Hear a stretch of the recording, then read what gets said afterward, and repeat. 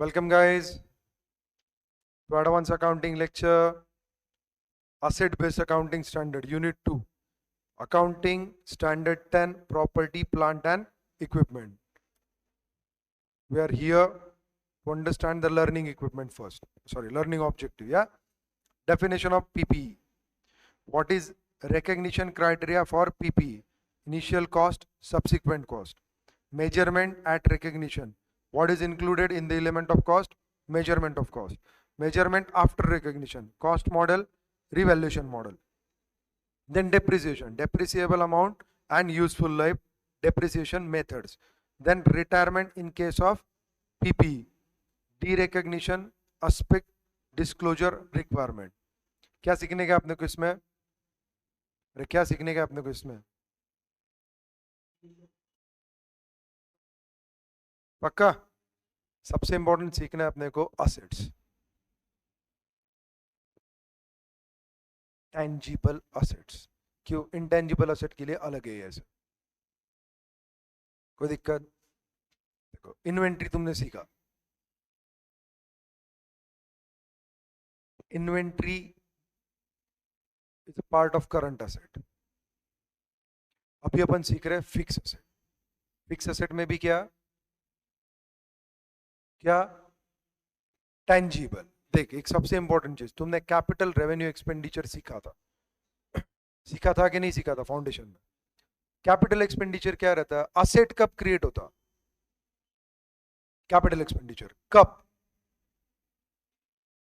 Exactly if it is giving future economic benefits for more than one accounting year. हमने renovation किया, renovation जो है उसको अपन कैपिटलाइज कब करते? If it is going to give you economic benefit, additional economic benefit, increasing revenue, increasing profitability, reduction in cost. Yes और no? तब अपन उसको क्या कंसिडर करते? Capital expenditure. और तब क्या क्रिएट होता? यस और नो? वो चीज हमेशा दिमाग में रखना है. ओके यहां पे property, plant and equipments. PPE के डेफिनेशन में क्या आता है? सबसे पहली चीज. उसके बाद रिकॉग्निशन क्राइटेरिया क्या है? किस चीज का? प्रॉपर्टी, प्लांट एंड इक्विपमेंट का. इनिशियल कॉस्ट क्या है और सब्सिक्वेंट कॉस्ट क्या है? अगर मैं प्लांट इंस्टॉल कर रहा हूं तो प्लांट का जो मेरा ट्रांसपोर्टेशन है वहां से यहां तक, इनवर्ड ट्रांसपोर्ट, यहां पे इरेक्शन, इंस्टॉलेशन, कमीशन चार्जेस है. हाँ या ना? पक्का? इंजीनियर के चार्जेस पे कर रहा हूं. क्यों? ट्रायल रन कर रहा हूं. तो ये सारी चीजें अपन किस में कंसिडर करते हैं? कॉस्ट में. यस और नो? तो ये एलिमेंट ऑफ कॉस्ट है. तो कौन सा कॉस्ट पकड़ने का, कौन सा कॉस्ट नहीं पकड़ने का? इनिशियल कॉस्ट क्या है? सब्सिक्वेंट कॉस्ट क्या है? रिपेयर्स कब बोलना चाहिए? ये चीज जो तुमने वो टाइम पे सीखा था वही बेस एक्सटेंड हुआ है यहां पे. बट यहां पे पूरा फ्रेमवर्क के साथ दिया है, किसको क्या बोलना है, किसको कब कंसिडर करना है, कैसे कंसिडर करना है, वैल्यूएशन एस्पेक्ट कैसे अप्लाई करना है, ये सारी चीजें यहां पे दिया है. समझा? तो ये आसान है बट वास्ट है. ओके चलने का, करने का चालू. चलो first introduction. The objective of this standard is to prescribe accounting treatment for property, plant and equipment. Objective of AS10 revised. First क्या बेटा? Prescribe accounting treatment of or PPE. Help the users of financial statement to understand what information about investment in PPE changes in such investment. कोई दिक्कत? कोई दिक्कत? आगे principal issues in accounting for PPE are. 4 दिए. पहला recognition of PPE, वो है कि नहीं है. सेकंड डिटर्मिनेशन और देयर कैरिंग अमाउंट्स, कौन से अमाउंट को कंसिडर करना है. Third depreciation charge. And fourth impairment losses to be recognise in relation to them. Impairment मतलब तू वैल्यूएशन कर रहा वापस, तेरा बुक वैल्यू और वो वैल्यूएशन जो आ रहा है उसमें जो भी फर्क है उसको क्या बोलेंगे अपन? इंपेयरमेंट. वो चीज मैं कंसेप्ट समझाऊंगा वहां पे जाने के बाद डिटेल में. पक्का? Now, scope of the standard. As a general principle, AS10 revise should be applied in accounting for PPE. Exception: when another accounting standard requires or permits a different accounting treatment. मतलब अगर किसी और accounting standard में वो चीज के लिए अलग ट्रीटमेंट प्रिस्क्राइब किया गया है तो ये अप्लाई नहीं होगा. Example: AS19 on lease requires an enterprise to evaluate its recognition of an item of leased PPE on the basis of transfer of risk and reward. However, it may be noted that in such case, other aspect of accounting treatment for these assets, including depreciation, as prescribed by the standard. अगर transfer बाकी की चीजें अपन AS19 से ले रहे फिर भी depreciation का जो भी इफेक्ट आएगा वो किस हिसाब से चलेगा, इस स्टैंडर्ड के हिसाब से. आगे AS10 revised not applicable to, specifically दिया है दो चीजें. पहला, biological asset other than bearer plants related to agricultural activity. Bearer plant मतलब आगे उसकी डेफिनेशन दी है, जिसके ऊपर कुछ आएगा जो अपन प्रोसेस करेंगे बेचने के लिए, जो 12 महीने से ज्यादा अपने को कैरी करना पड़ेगा, वो उसमें कंडीशंस दिए हैं, अपन वो देखेंगे. ओके, तुमने वीट लगाया, वीट बियरर प्लांट है क्या? नहीं, वो हार्वेस्टिंग क्रॉप है. वो क्या है? हार्वेस्टिंग क्रॉप है. तो बियरर प्लांट और हार्वेस्टिंग क्रॉप का डिफरेंस मैं आपको वहां पे समझाऊंगा जैसे ही डिटेल में जाएंगे, क्योंकि ये सारी चीजें अपने को डिटेल में सीखनी. वेस्टिंग असेट मतलब मिनरल्स, ओवर्स, समझ रहे हो ना? पक्का. Wasting assets including mineral rights, expenditure on exploration for and extraction of minerals, oil, natural gas and similar non-regenerative resources, उसको AS10 applicable नहीं होगा. कोई दिक्कत? Now, AS10 revise applies to bearer plant, but it does not apply to the produce on the bearer plants. क्या है? Detail में अपन देखेंगे. Yes, जब अपन वो जगह पे जाएंगे तब. कोई दिक्कत? आगे clarification. AS10 revise applies to PPE used to develop और maintain the asset describe above. मतलब ये चीजें मेंटेन करने के लिए और डेवलप करने के लिए जो भी असेट्स चाहिए वो असेट PPA के रडार में आएंगे. ओके.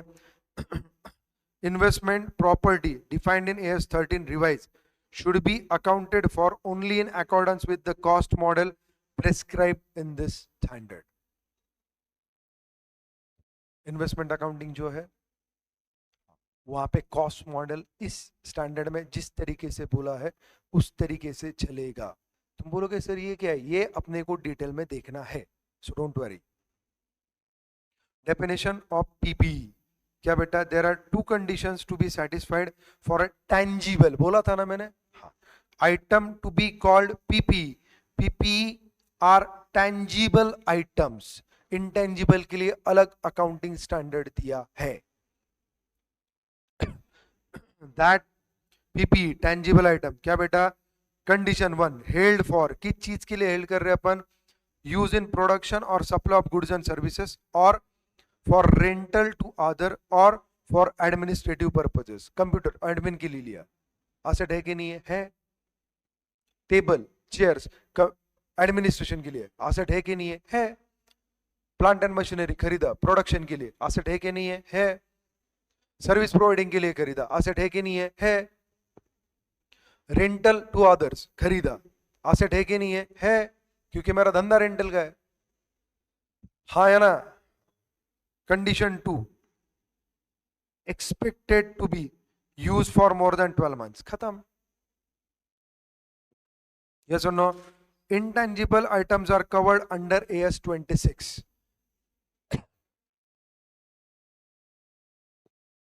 इसीलिए वर्ड ही यूज किया है tangible. Now administrative purpose मतलब क्या बेटा?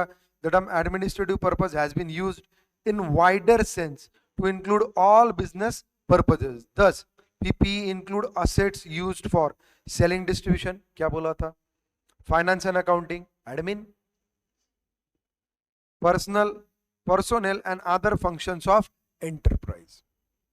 Items of PPE may also be acquired for safety or environmental reasons.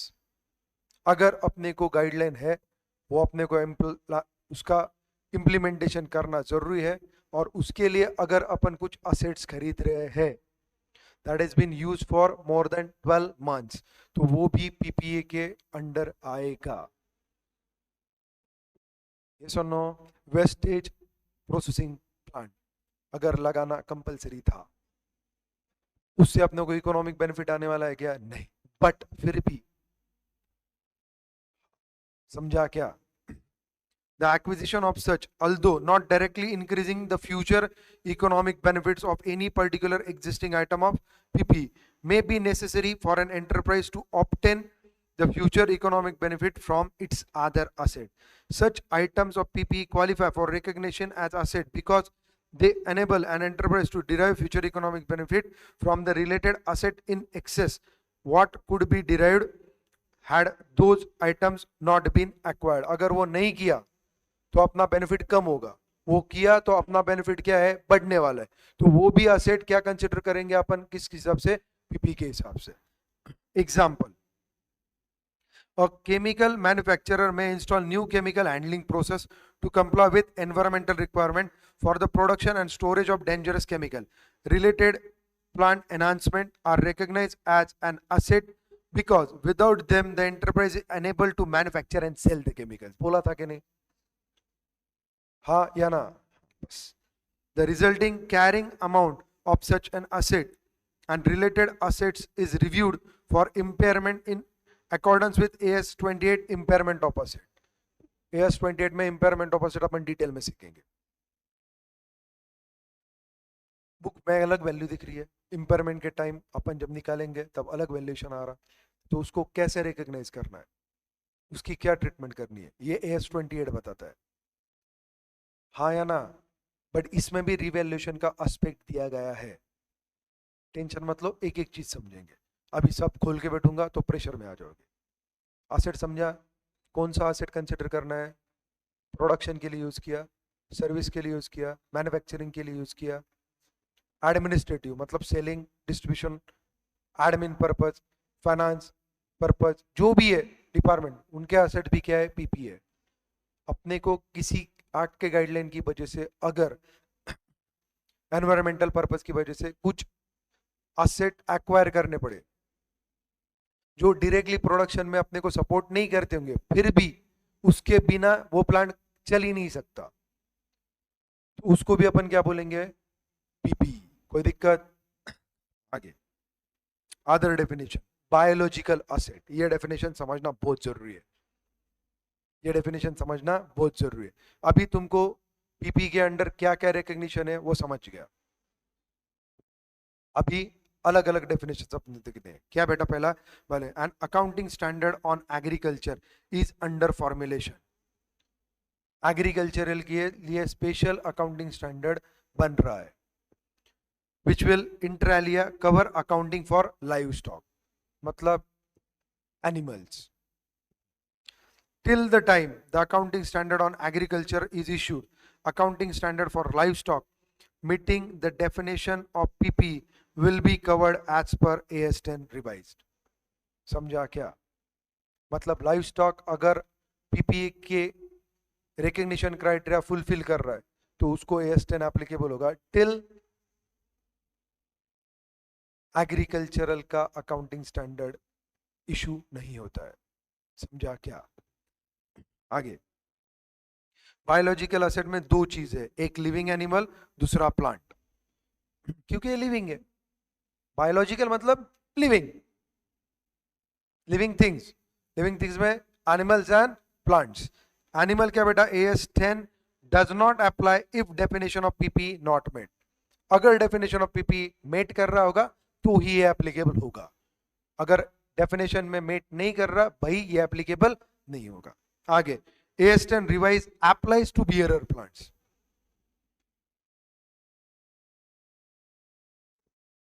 क्या समझा? लाइव स्टॉक के लिए अगर पीपीई की डेफिनेशन मेट कर रहा होगा तो अप्लाई होगा, नहीं तो नहीं होगा. बियरर प्लांट्स, बेटा AS10 revise applies to bearer plant. पक्का? आगे. बियरर प्लांट मतलब क्या? अगर ये तीन कंडीशन वो सेटिस्फाई कर रहा है तो उसको क्या बोलेंगे अपन? Bearer plant. पहली condition is used in the production और supply of agricultural produce. Second, it's expected to bear produce for more than period of 12 months.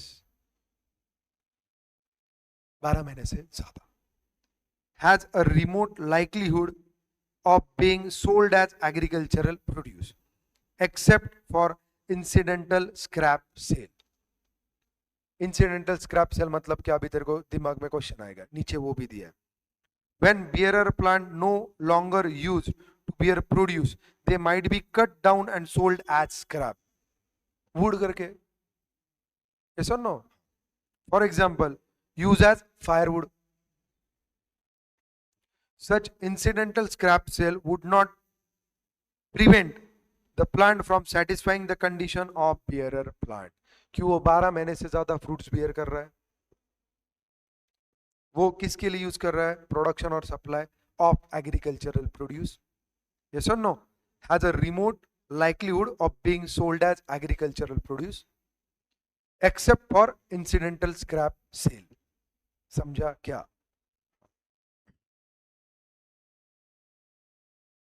मतलब इंसिडेंटल स्क्रैप स्केल रहने के बाद भी वो पीपी का क्राइटेरिया सेटिस्फाई कर रहा है. समझा क्या? Now what are not bearer plant. कौन से प्लांट को बियरर प्लांट नहीं बोलेंगे? पहला, plant cultivated to be harvested as agricultural produce. Trees grown for use as a lumber. Second, plants cultivated to produce when there is more than a remote likelihood that the entity will also harvest and sell the plant as agricultural produce other than incidental scrap sale. Trees which are cultivated both for their fruits and their lumber. Yes or no? Now, annual crops like maize and wheat, this will not be treated as bearer plants. और ये bearer plant ही नहीं है तो ये PPA में आएंगे नहीं, क्योंकि बियरर प्लांट 3 क्राइटेरिया सेटिस्फाई करते हैं तो ही उसको क्या बोलते हैं? पीपी बोलते हैं. यस और no? Agricultural produce is the harvested product of biological asset of the enterprise. कोई दिक्कत? Agricultural activity is management by an enterprise of biological transformation and harvest of biological asset for sale or for conversion into agriculture produce or into additional biological asset. मतलब agricultural activity कौन carry on करता है? Management. किस चीज के लिए? Biological transformation of harvest of biological asset. 3 चीजों के लिए: for sale, for conversion into agriculture produce, into additional biological assets.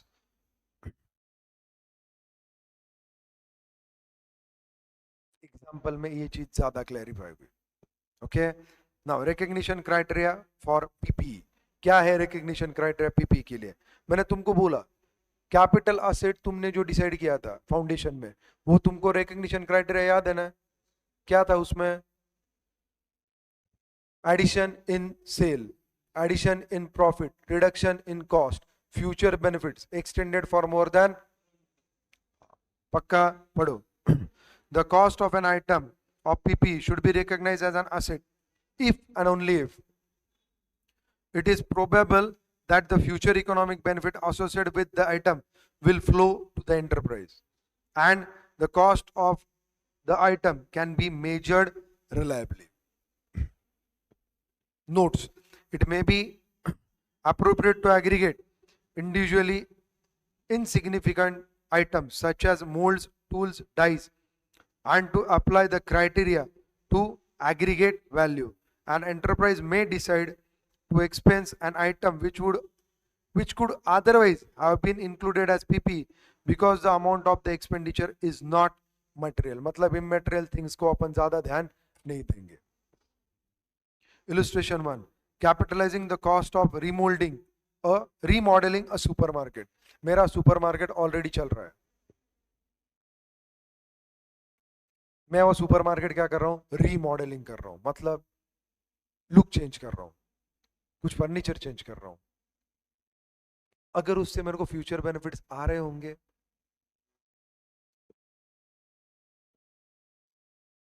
Vision clear है, पक्का. चलो पढ़ते. NTDA, a supermarket chain, is renovating one of its major store.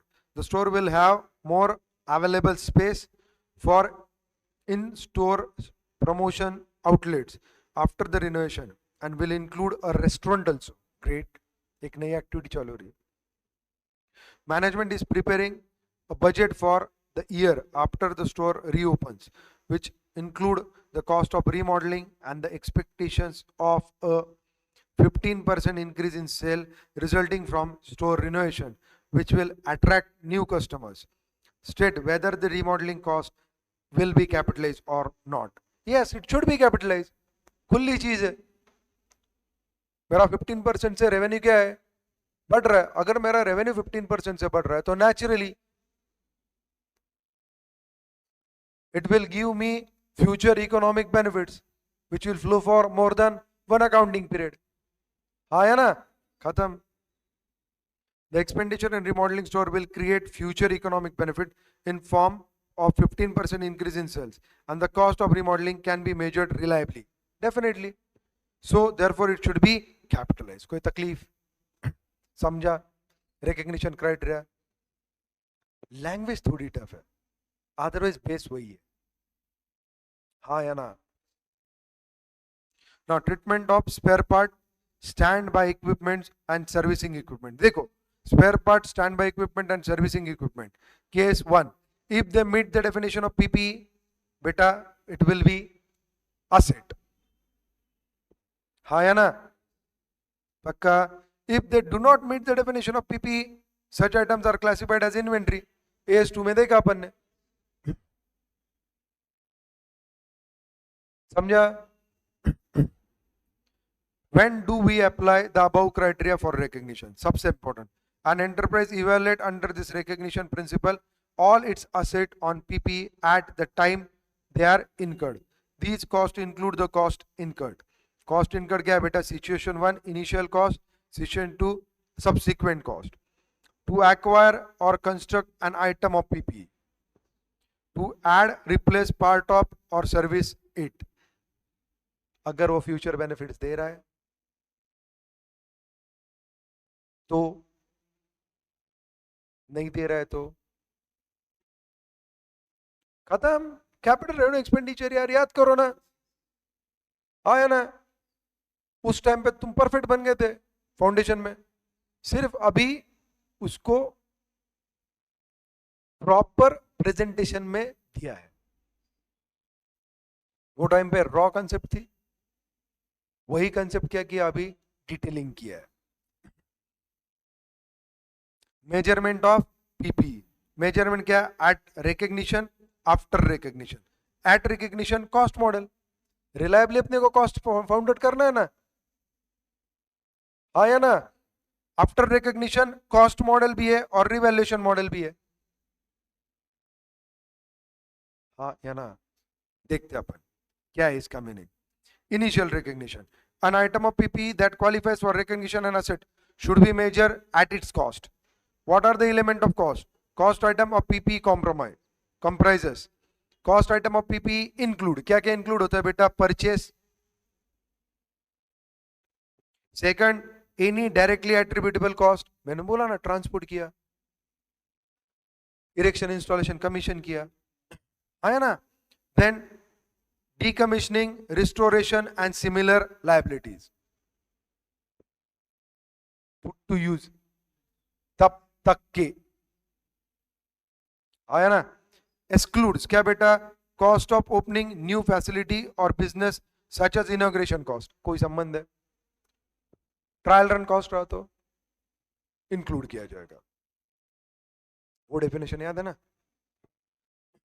Cost of introducing new product or service including cost of advertisement, promotional activity. cost of conducting business in new location or with new class of customer, including cost of staff training, administration and other general overhead cost. समझा क्या? Foundation में तुमको conceptually develop किया था ना, उस चीज का बेनिफिट तुमको यहाँ पे दिखेगा हर एक कंसेप्ट में. अगर तुम यहाँ पे डेवलप हो रहे हो कंसेप्चुअली, तो उसका बेनिफिट तुमको फाइनल में एफआर में दिखेगा. लाइन टू लाइन इसीलिए जा रहा हूं, नहीं तो मैं भागते भागते भी सिखा सकता था और सीधा प्रॉब्लम को भी घुस सकता था, उसमें भी रिलेट करके बता सकता था, लेकिन तुम थ्योरी जिंदगी भर नहीं पढ़ते थे. पक्का? चलो आगे.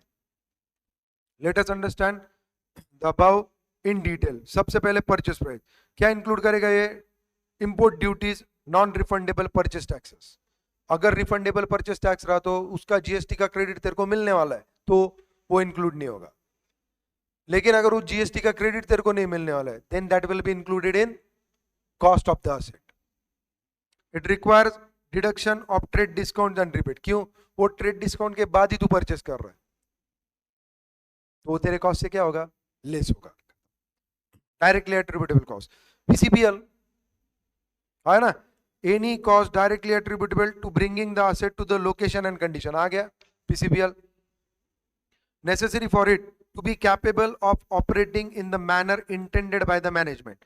Recognition of cost in the carrying amount of an item of PPE ceases when the item is in the location and condition necessary for it to be capable of operating in the manner intended by the management. मतलब जिस दिन वो capable हो जाएगा operation के, उस दिन से कॉस्ट इंक्लूड नहीं होगी. The following costs are not included in the carrying amount of PPE. पहला, cost incurred while an item capable of operating in a manner intended by the management has yet to be brought in use or is operated at less than full capacity. नहीं होगा. Second, initial operating losses such as those incurred while demand for the output of an item builds up, and cost of relocating or reorganizing part or all of the operation of an enterprise. तुम अगर दूसरी जगह पे shifting कर रहे हो तो वो कॉस्ट में इंक्लूड नहीं होगा असेट के. पक्का? Now examples of directly attributable cost. कौन से कॉस्ट इंक्लूड होंगे? सबसे पहले cost of employee benefit, defined deficit arising directly from the construction or acquisition of the item of PPE, cost of site preparation, initial delivery and handling cost, installation and assembly cost, cost of testing, whether the asset is functioning properly after deducting the net proceed from selling any item of produce while bringing the asset to that condition location. समझा क्या? Sample testing किया और वो बेचा है, तो वो trial run के कॉस्ट से क्या करोगे? तुम लेस करोगे, क्योंकि उससे रेवेन्यू मिला ना कुछ. प्रोफेशनल फीस मतलब इंजीनियर के पैसे दिए, मैंने बोला ना, आया ना. Example of cost that are not cost of an item of property, plant and equipment are cost of opening new facility or business inauguration cost, जो ऊपर दिया था वही आया ना. Cost of introducing new product or service including cost of advertisement or promotional. Then cost of staff training, cost and of conducting business in new location, क्या पे? New with a new class of customer, staff training, administration and other general overhead cost. समझा क्या? अरे समझा क्या? Now note बहुत important है, वो पढ़ो.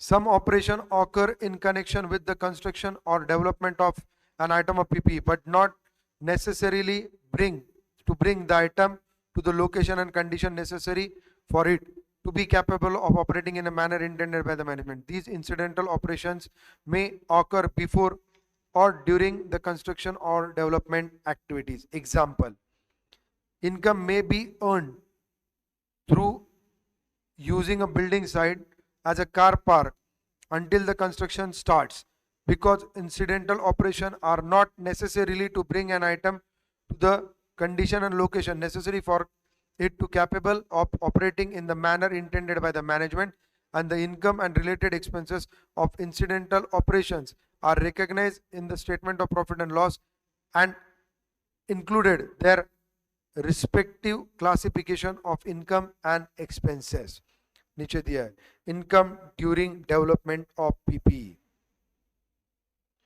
तुम असेट डेवलप किए करने के लिए कुछ लैंड डेवलपमेंट किए, उससे अगर असेट डेवलपमेंट होके अपना इनकम चालू होने से पहले अगर अपन ने कुछ इस्तेमाल किया और उससे अपन ने कुछ इनकम कमाया, ओके, तो directly attributable income, example sale of debris scrap material on demolition in case of redevelopment.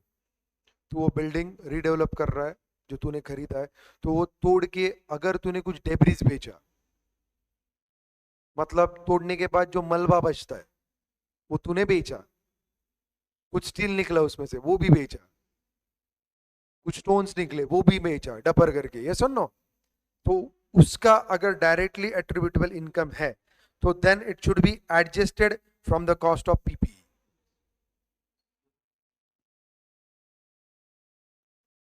क्यों, कॉस्ट तो तू कंसिडर कर रहा है लेकिन वो इनकम भी तेरे को डायरेक्टली एट्रीब्यूटेबल तेरे को कंसिडर करना पड़ेगा कि नहीं।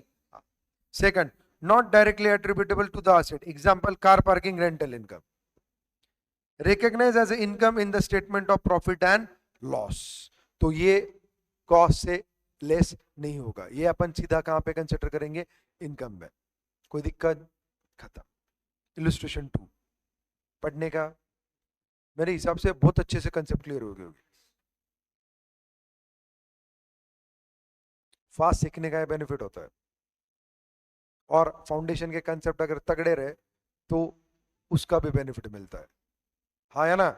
चलो, entity A has an existing free hold property, factory property, which it intends to knock down and redevelop.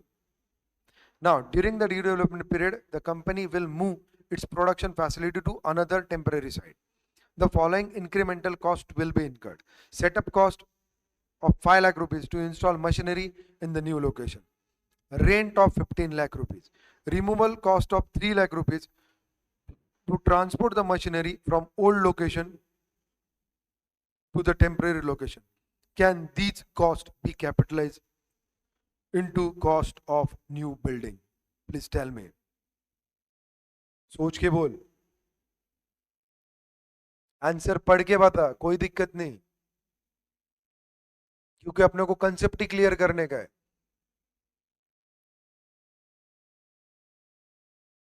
तेरी थिंकिंग डेवलप होना जरूरी है क्या बेटा। कंस्ट्रक्शन और एक्वायरिंग न्यू एसेट में result in incremental cost that would have been avoided if asset had not been constructed और acquired. These costs are not to be included in the cost of asset if they are not directly attributable to bringing the asset to the location and condition necessary for it to be capable of operating in the manner intended by the management. वो पहले intended by the manager के हिसाब से, management के हिसाब से operating level में था कि नहीं था? Yes, the cost to be incurred by the company are in the nature of cost of relocating or reorganizing operation of the company and do not meet the requirement of AS10 revise and therefore cannot be capitalized. क्योंकि पहले भी वो जो तुम्हारे assets थे वो profit generation capacity में थे as intended by the management, हाँ या ना? पक्का? यस।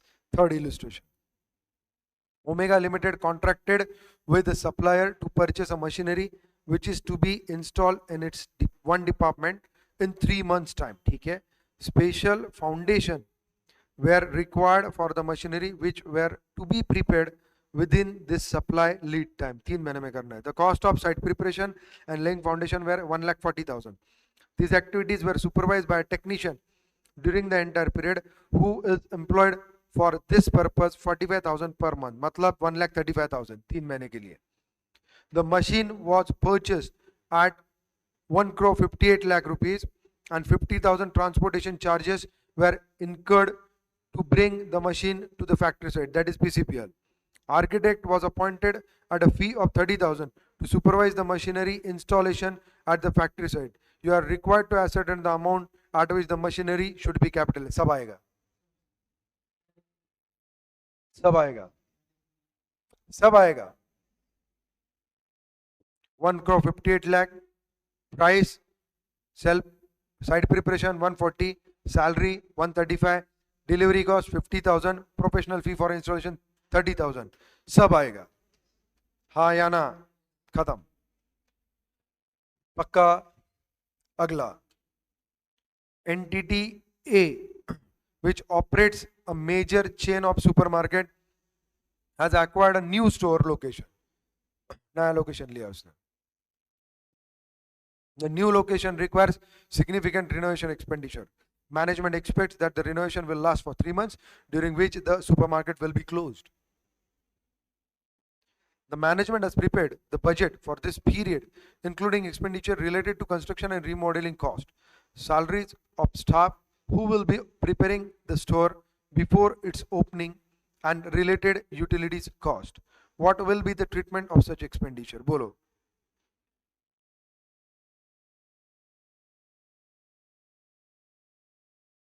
बोलो.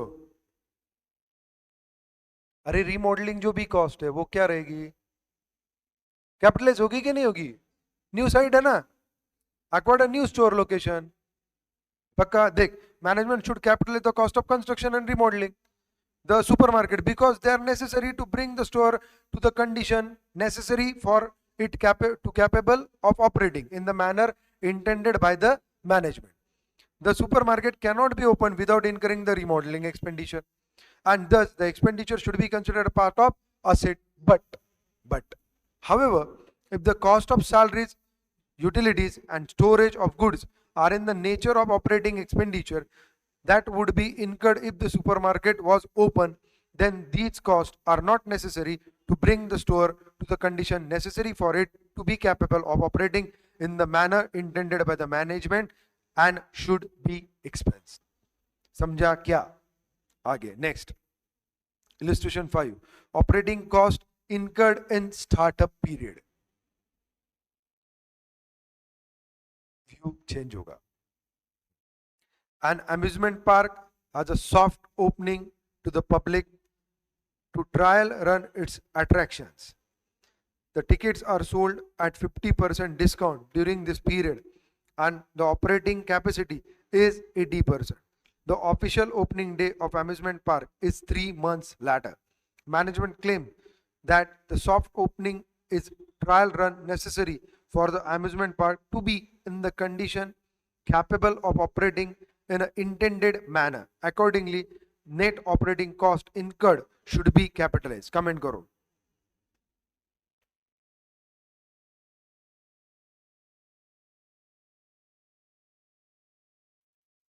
अरे वो चालू हुआ ना, तुमने सेल के टिकट्स भी रखे हैं, हाँ या ना? तो उसको कैपिटलाइज करना है कि नहीं है?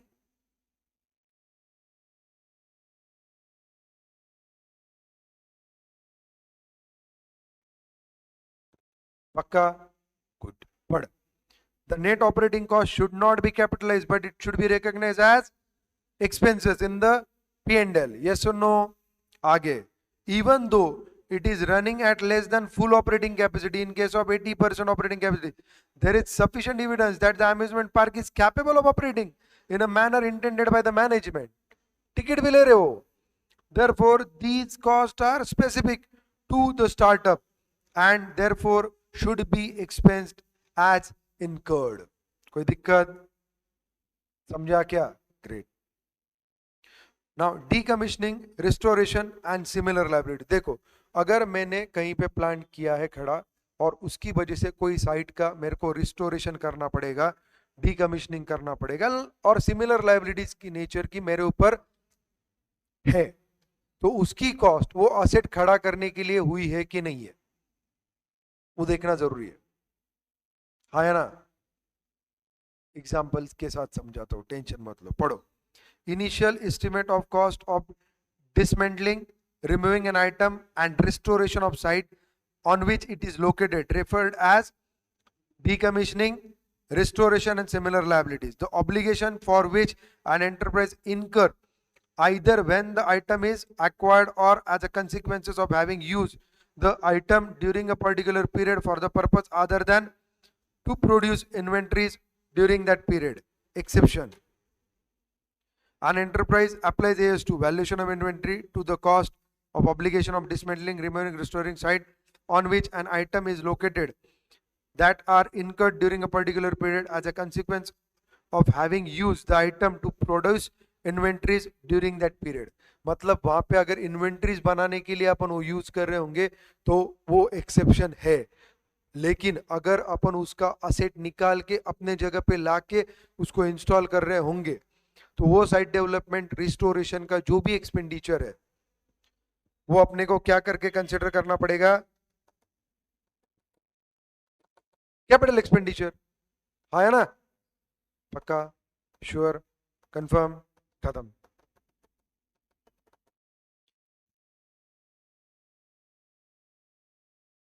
The obligation for cost accounted in accordance with AS2 device or AS10 are recognized and measured in accordance with AS29, that is provision and contingent liabilities and contingent asset. देखो अगर इन्वेंट्री प्रोड्यूस कर रहे वो site से और फिर उसको restore कर रहे, खड़ी crusher,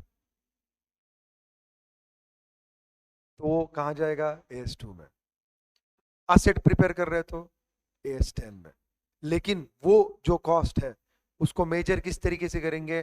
contingent liabilities and contingent asset provision, AS29 revise के हिसाब से। दोनों AS के बारे में समझा क्या? Great. Cost of self constructed asset, now important. Cost of self constructed asset is determined using the same principle for an acquired asset. अगर खुद तैयार कर रहे हैं तो सेम चीज, जब तक वो पुट टू यूज नहीं होता जो भी कॉस्ट इनकर कर रहे हैं उसके डेवलपमेंट में और ट्रायल रन में सैंपल बेच के, वो डेब्रिस बेच के जो भी होगा वो लेस करेंगे अपन, वो तो नेचुरल है। Okay. If an enterprise make a similar asset for sale in the normal course of business, the cost of asset is usually the same as the cost of constructing an asset for sale, क्योंकि ये AS2 है, ये तेरे लिए inventory है। तू अगर बेचने के लिए एसेट बना रहा है, किस चीज के लिए? बेचने के लिए, हाँ, तो तेरे लिए क्या बन गया? गुड्स हो गया। Therefore, any internal profits are eliminated in arriving such cost. Now, cost of abnormal amounts of wasted material, labor or other resources incurred in the self-constructing an asset is not included in the cost of asset. कोई दिक्कत? S16 borrowing cost establishes criteria for recognition of interest as a component for carrying amount of self-constructed item of PPE. देखो मैं आज loan उठा रहा हूं asset development के लिए, PPE क्राइटेरिया मेट कर रहा है और उसको 10 महीने 12 महीने लग रहे, तो 12 महीने में मैं इंटरेस्ट पे करूंगा कि नहीं करूंगा लोन का? तो that should be capitalised according to AS16 borrowing cost. Yes or no? Bearer plant are accounted for in the same way as self-constructed items of PPE before they are in the location and condition necessary to be capable of operating in the manner intended by the management. नीचे जाते, यहाँ पे summary दिया है, initial recognition purchase की और self constructed की। Purchase के लिए देखो तुमने किया परचेस प्राइस, टैक्सेस जिसका अपने को क्रेडिट नहीं मिलने वाला, ट्रेड डिस्काउंट लेस किया, प्लस माइनस किया, directly attributable income and expenses, expenses add करेंगे, इनकम लेस करेंगे। इनिशियल एस्टिमेट फॉर रिस्टोरेशन मैंने बोला था ना, वो भी अपने क्या करना पड़ेगा? ऐड। नाउ यहाँ पे material, labour, fix, variable, production overhead, plus minus क्या बेटा? Directly attributable expenses, income, plus initial estimate of restoration, plus borrowing cost. समझा क्या? If any. सेल्फ कंस्ट्रक्शन के लिए क्या आया? बोरोइंग कॉस्ट ऐड हुआ, बाकी सब चीजें सेम। और अपन खुद का मटेरियल यूज कर रहे, लेबर यूज कर रहे, तो उसको अपने को लेना पड़ेगा, ओवरहेड्स का भी अपॉर्चुनमेंट लेना पड़ेगा। समझा क्या?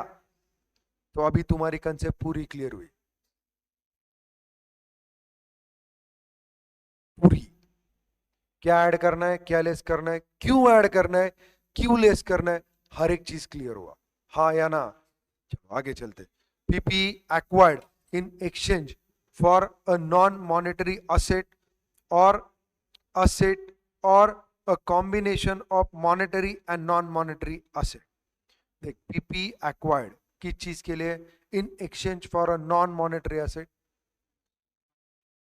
barter, or asset, or a combination of monetary and non-monetary asset. Cost of such item of PPE is measured at a fair value unless exchange transaction lacks commercial substance or fair value of neither the assets received nor the assets given up is reliably measurable. अगर measurable है तो बेटा निकालो. तेरे asset 2 crore का है दिया वाला और लिया वाला 3 करोड़ का है, तो measurable हो रहा है, measure कर, monetary non monetary terms consider कर और फिर पीपी की कॉस्ट क्या कर, असरटेन कर. कोई तकलीफ? खत्म.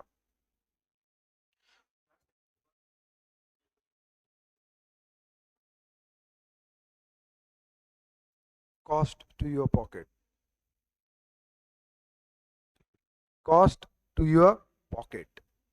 2 करोड़ का पीपी दे के अगर 1.5 करोड़ का पीपी आ रहा है और 50 लाख कैश आ रही है, तो तेरी कॉस्ट कितनी आ रही है? 1.5 करोड़.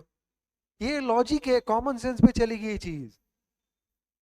हाँ है ना, बार्टर सिस्टम है, तेरे को वैल्यूएशन निकालना पड़ेगा. अगर नहीं निकाल सकते तो डिफिकल्ट है. हाँ है ना.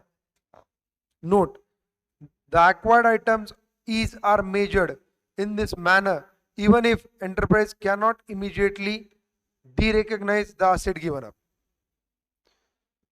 Second, the fair value of an asset is reliably measurable if A, the variability in the range of reasonable fair value measurement is not significant for that asset. B, the probabilities of various estimates within the range can be reasonably assessed and used when measuring fair value.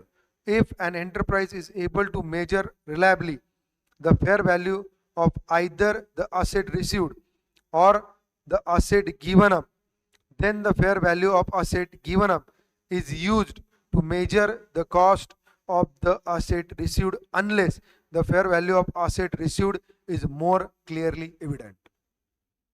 इसका practical application अपने को example में दिख जाएगा, tension मत लो. If the acquired items is or not measured at fair value, their cost is measured at the carrying amount of the assets given up. मतलब उसकी carrying amount और अपनी carrying amount. An enterprise determines whether an exchange transaction has commercial substance by considering the extent to which its future cash flow are expected to change as a result of the transaction. An exchange transaction has commercial substance if the configuration, risk, timing, amount of the cash flow of the asset received differ from the configuration in cash flow of the asset transferred. ये हर एक चीज अपने को बहुत detail में सीखना पड़ेगा. Yes और नो? क्योंकि बार्टर एक्सचेंज है. इसका ट्री डायग्राम आगे दिया है और उसके नीचे उसका इलस्ट्रेशन दिया है, 6-7 इलस्ट्रेशन, जिसमें तुम्हारा कंसेप्ट पूरा क्लियर होगा. ओके. उसके बाद determination of cost in special cases, ये अपने को देखना है. यस और no? Then treatment of subsequent cost, ये हो गया इनिशियल कॉस्ट का. उसके बाद क्या बेटा? Subsequent cost. सब्सिक्वेंट कॉस्ट में आपको मालूम है क्या चीज जरूरी है? Future economic benefits. है ना? पक्का? सो अकाउंटिंग ट्रीटमेंट हर एक चीज यहाँ पे नीचे दी है. उसके बाद इलस्ट्रेशंस है, ये अपन धीरे धीरे खत्म करेंगे. अभी कहाँ पे अपन वो खत्म करते करेंगे ना, खत्म. 7th and 8th illustration, sorry 6th and 7th illustration खत्म करेंगे अपन, और आगे की 2 कंसेप्ट. उसके बाद अपन रुक जाएंगे. क्यों? इनिशियल कॉस्ट कवर हो गया, फिर अपन सब्सिक्वेंट कॉस्ट लेंगे. कोई दिक्कत? yes. चलो, the enterprise specific value of the portion of operation of the enterprise affected by the transaction changes as a result of the exchange. पक्का?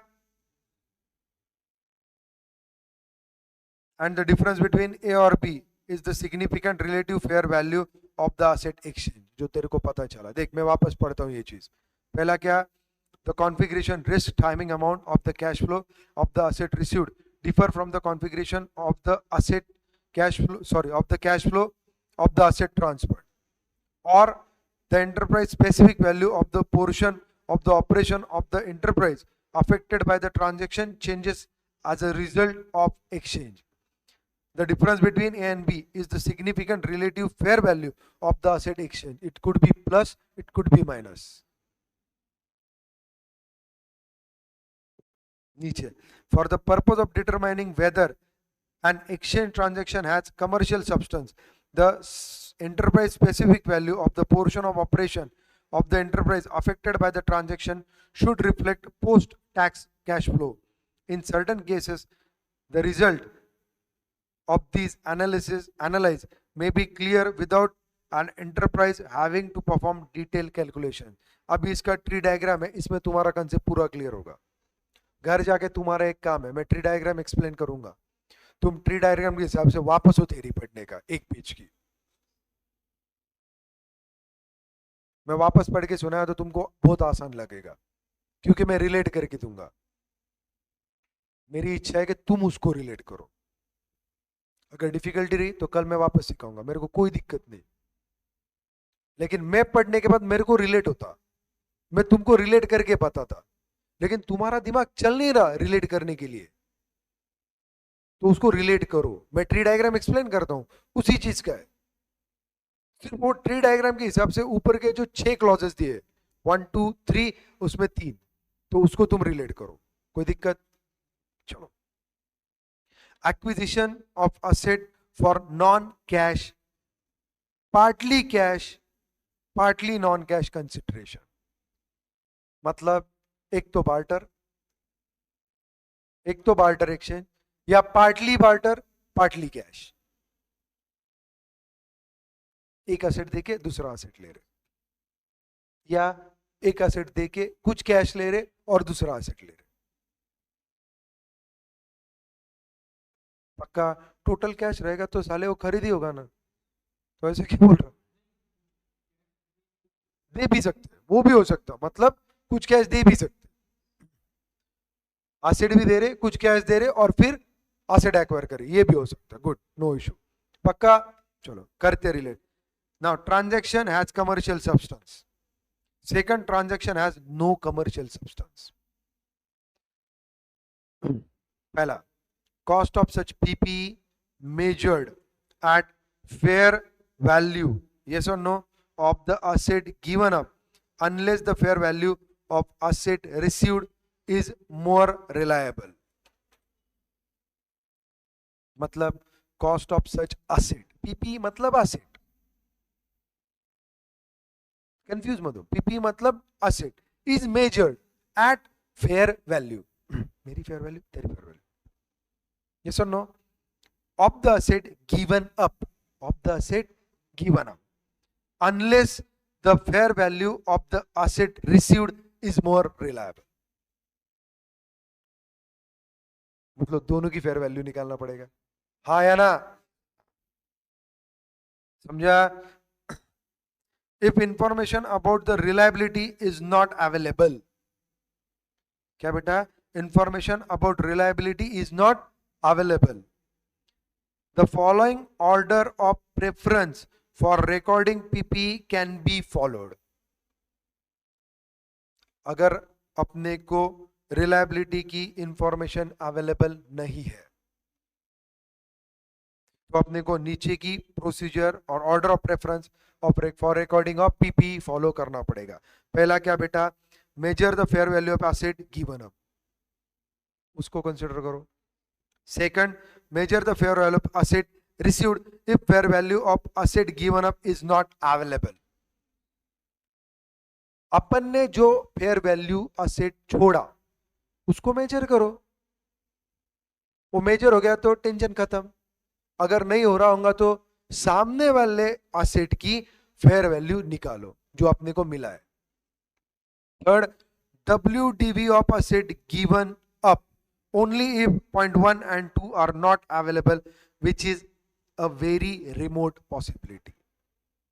तो तेरी फेयर वैल्यू निकाल सकता है, अगर नहीं निकाल सकता है तो सामने वाले एसेट की फेयर वैल्यू निकाल सकता है। अगर दोनों चीजें नहीं हो सकी तो WDV of asset given up तेरे बुक्स में। कितना आसान है, आप समझा? ऊपर की लैंग्वेज टफ थी, आया ना? खत्म। आगे, transaction has no commercial substance. A transaction lacks commercial substance if the position of the company in terms of cash flows of enterprise or enterprise specific value before and after the exchange transaction remains the same. In such a case, the asset acquired will be measured at the WDV of the asset given up.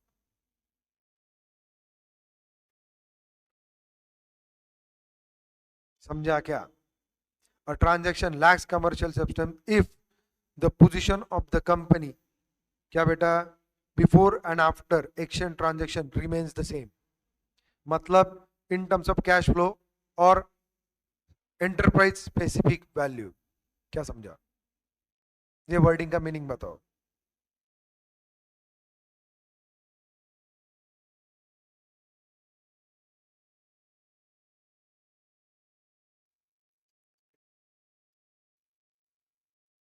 अपनी position same है, अपना position क्या है? Same है, खत्म। Cash flow के हिसाब से तो उस टाइम पे अपन क्या करेंगे? अगर पोजीशन सेम है तो अपनी जो WDV है वही उसको कंटिन्यू करेंगे। समझा? चलो अभी अपन एग्जांपल ले लेते। Illustration 6, consideration received comprising a combination of non monetary and monetary asset. खत्म। NTTA exchange land with a book value of 10 lakh for a cash of 20 lakhs and a plant and machinery valued 25 lakhs. What will be the measurement of cost of asset received? Consider that the transaction has commercial substance. बोलो। अरे commercial substance है ना, 45 लाख का अपने को क्या मिल रहा? सामने वाले से बेनिफिट मिल रहा, 20 लाख की कैश मिल रही और 25 लाख का क्या मिल रहा? प्लांट एंड मशीनरी मिल रहा। और अपनी बुक वैल्यू क्या है? 10 लाख इन एक्सचेंज, मतलब 35 लाख क्या अपना गेन हुआ है, आया ना? तो अपन कौन से इसको प्लांट एंड मशीनरी दिखाएंगे? 25 लाख नहीं, क्या बोलो? आंसर पढ़ो बेटा, कोई दिक्कत नहीं, समझना जरूरी है।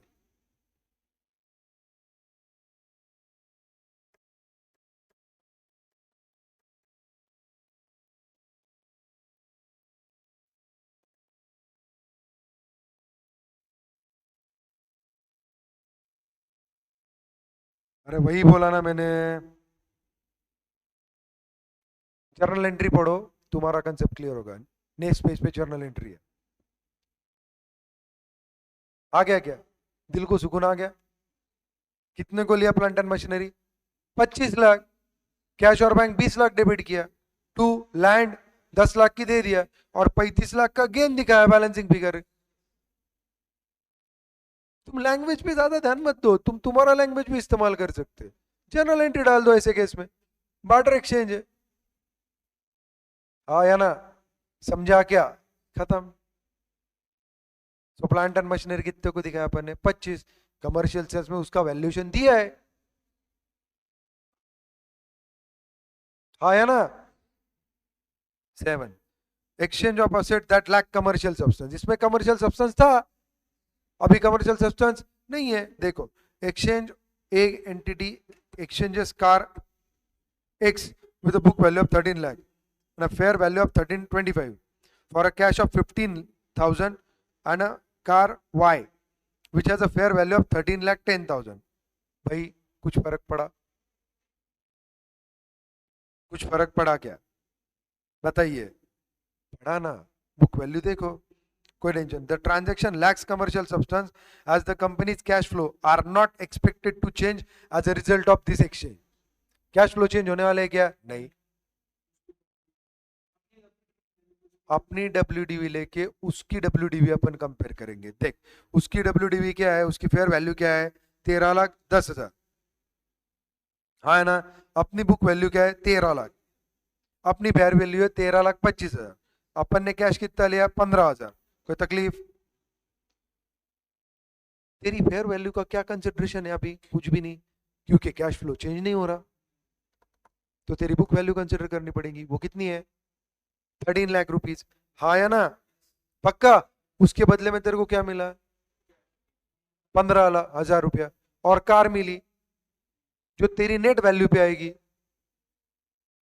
WDV पे कंसिडर करेंगे ना. ऊपर जा, तुम्हारी माँ, ऊपर जा. In such case, the assets acquired will be measured at the WDV of asset given up.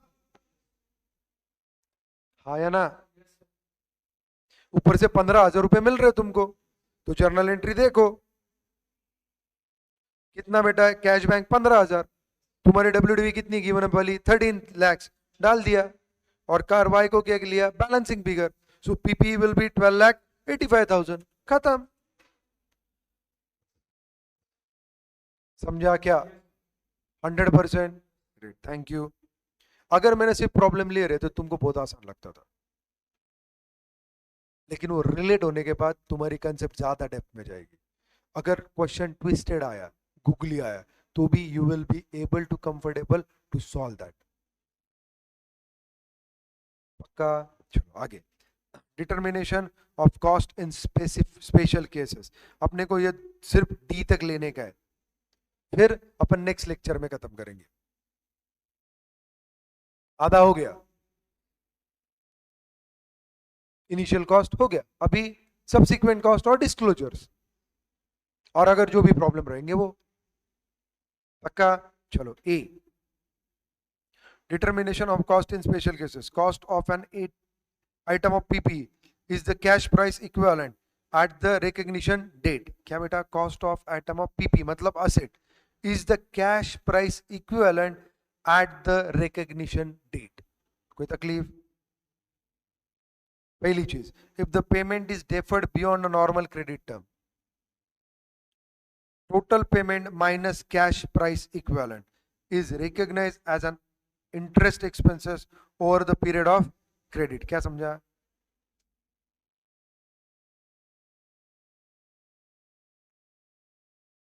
Unless such interest is capitalized in accordance with AS 16. क्या समझा?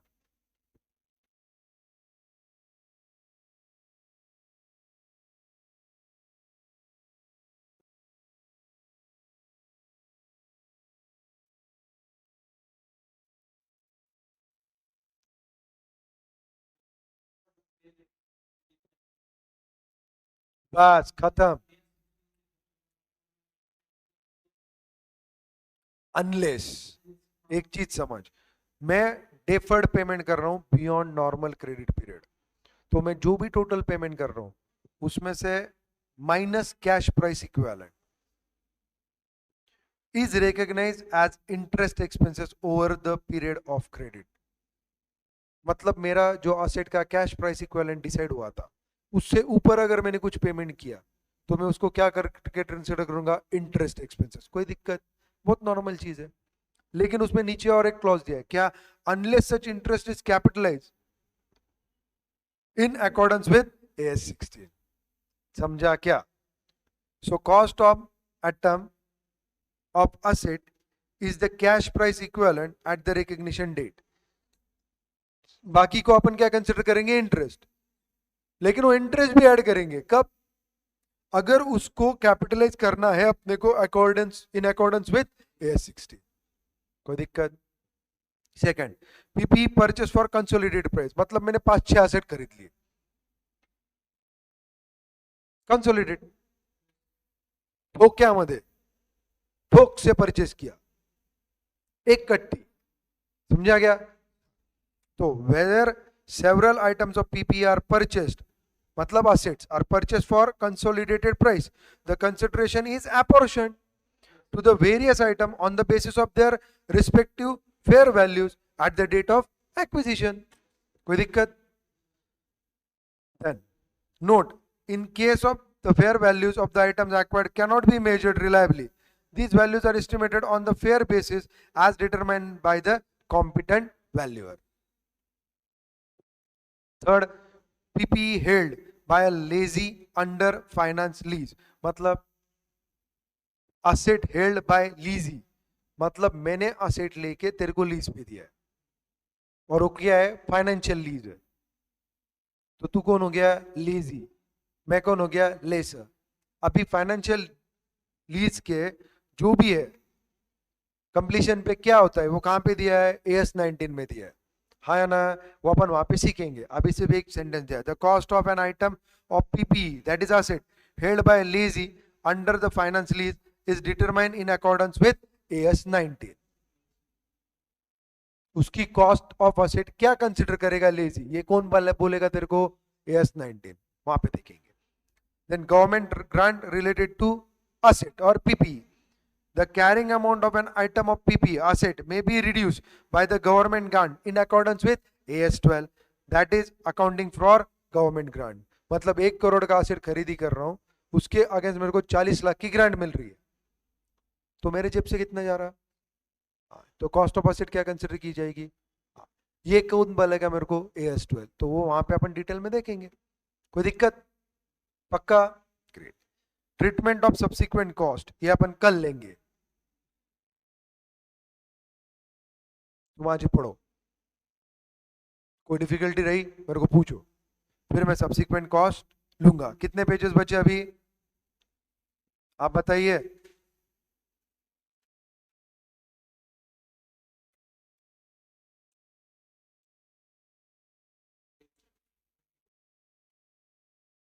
With problems. सब्सिक्वेंट कॉस्ट को आपको मालूम है क्या ध्यान में रखना है? यस और नो? देन उसकी अकाउंटिंग ट्रीटमेंट दी है. यस. फिर डेप्रिसिएशन की कंसेप्ट है. आया ना? WDV. यस और no? Then measurement after recognition. Then class of PPE दिया है. एग्जांपल ऑफ सेपरेट क्लासेस ABCD ये सब चीजें दी है. Cost model, revaluation model. Then revaluation for entire class of PPE. Reason. उसके बाद एग्जाम्पल्स. यस और नो? उसके बाद फ्रीक्वेंसी ऑफ रिवैल्यूएशन. मैंने बोला था यहाँ पे रिवैल्यूएशन भी दिया रहेगा. इम्पेयरमेंट में सीखेंगे. Then fair value, accounting treatment, हर एक चीज बोलिए. बहुत अच्छा अकाउंटिंग स्टैंडर्ड है जिसके ऊपर बहुत सारे क्वेश्चंस पूछे जाते हैं. तो अपने को ये बहुत दिल से करना है, इसीलिए बचा हुआ मैं कर लूंगा. लगभग मेरे हिसाब से 17 पेजेस हो गए होंगे. 17-18. अभी बचे कितने हैं? 22-23 जो भी बचे होंगे. हाँ या ना? तो वो कर लेंगे. मतलब तुम्हारी कंसेप्ट पूरी डिटेलिंग में खत्म होगी. क्योंकि आज अगर मैं वापस इसके हेवी कंसेप्ट दूंगा तो तुमको क्या हो जाएंगे? ज्यादा हेवी हो जाएंगे. सो इसके अपन 2 लेक्चर्स लेंगे AS 10 के, आज का और कल का. कोई तकलीफ? चलो, thank you, bye, see you.